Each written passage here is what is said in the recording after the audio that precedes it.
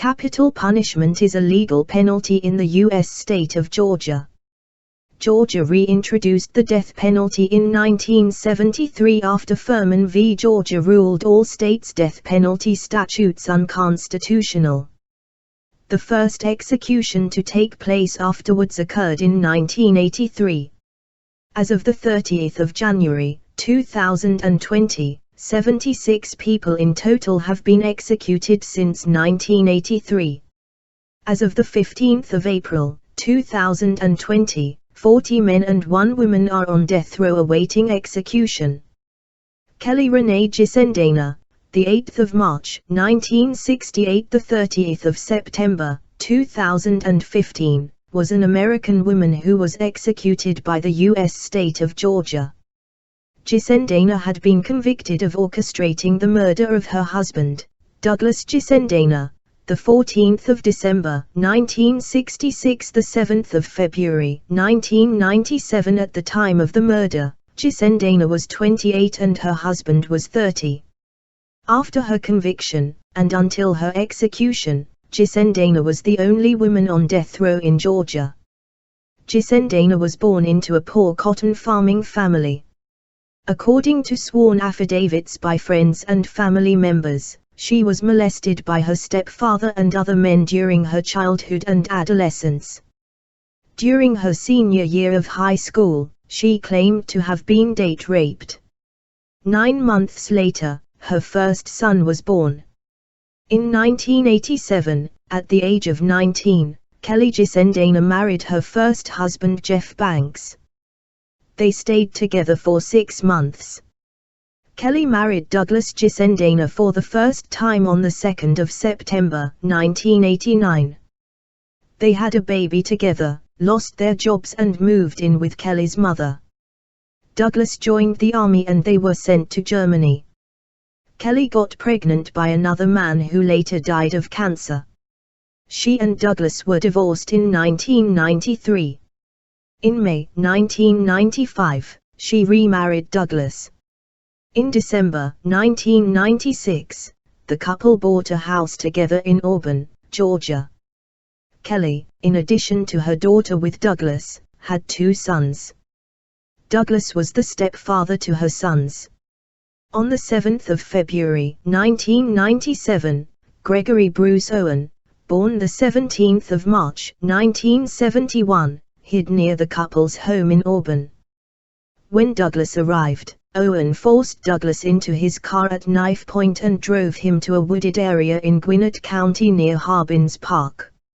After striking Douglas in the head with a nightstick, Owen stabbed Douglas in the neck and back multiple times. When Kelly arrived at the scene moments later, the two set fire to her husband's car and hid the body in the woods.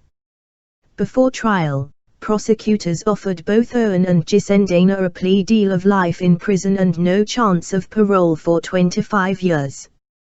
Gissendaner, however, rejected the plea deal. Gissendaner was convicted of orchestrating her husband's murder and sentenced to death in 1998 after Owen testified against her in a plea agreement in which he was sentenced to life imprisonment. Owen told a jury that Gissendaner had first approached him about a way to get rid of her husband 3 months before the murder. He further testified that Gissendaner thought murder was the only way to get Douglas out of her life and still get the house and a payoff from his life insurance policy.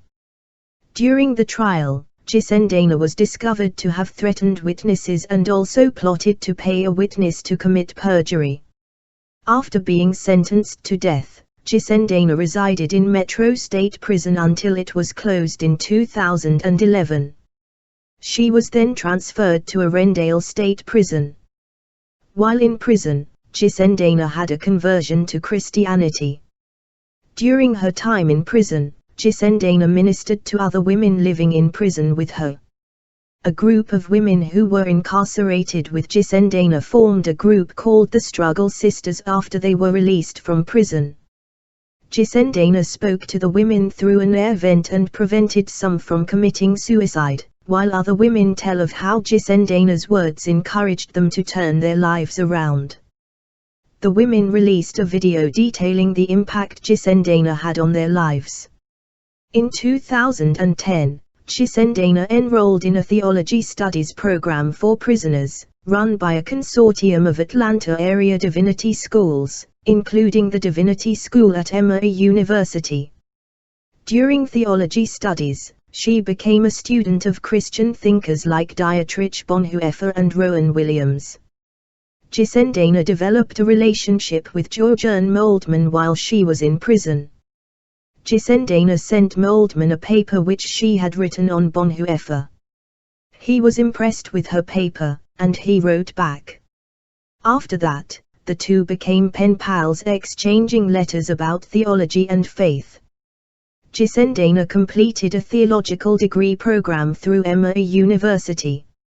Gissendaner's execution was scheduled for the 25th of February, 2015, then after a weather delay rescheduled for the 2nd of March, 2015, then further delayed when one of the execution drugs, pentobarbital, was thought to have been spoiled through improper storage, though it was later determined that the drug had rather merely precipitated out of solution due to colder than recommended storage conditions.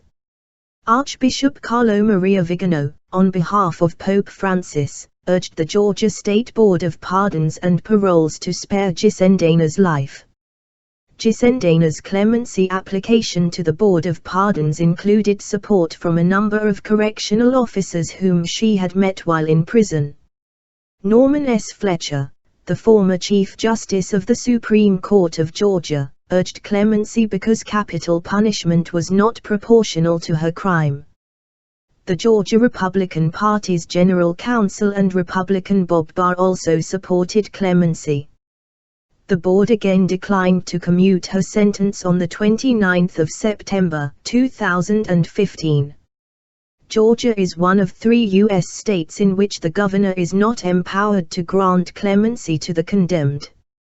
Georgia Diagnostic and Classification State Prison, the execution site. Gissendaner was scheduled to be executed on the 29th of September, 2015, but was again delayed by appeals. She was finally executed by lethal injection at the Georgia Diagnostic and Classification Prison in Jackson, Georgia, on the 30th of September at 12:21 a.m. Gissendaner cried, prayed, sang Amazing Grace, and said, "Tell the Gissendaner family, I am so sorry.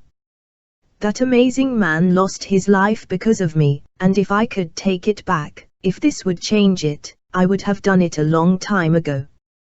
But it's not. And I just hope they find peace, and I hope they find some happiness. God bless you." She was the first woman executed in Georgia since 1945, as well as the only woman executed in 2015, and also currently the last known woman to be executed in the United States. Thank you for watching Death Row. Please like and subscribe.